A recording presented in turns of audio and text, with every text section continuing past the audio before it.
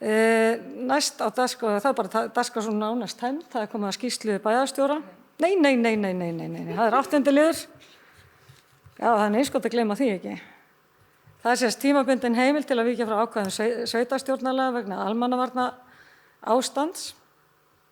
Og ég ætla bara að lesa þetta hérna úr sætinu. Samgöngu- og sveitarstjórnarráðherra hefur framlengt tímabundna heimild sveitarstjórnar til að víkja frá ákvæðum sveitarstjórnarlaga fjarfundi vegna COVID-19. Fyrri heimild gildir til aprílloka 2021, framlengt heimild gildir til 31. júlí 2021.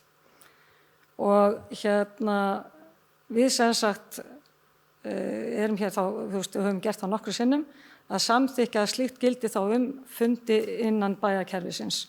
Þeir sem geta samþykkt það, gefum já, orðið laust og gjörðu svo vel. Bæjarfulltrúi Hilda Jana Gísladóttir tekur til máls.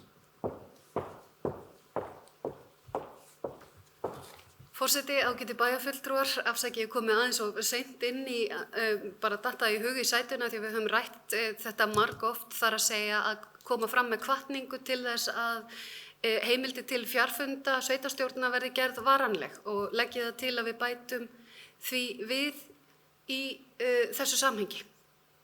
Takk fyrir. Já, það kom til að ég bæta við hvatningu til ríkisstjórnarnum að hafa þetta varlega heimild þeir sem geta samþykkt það, gefur merki.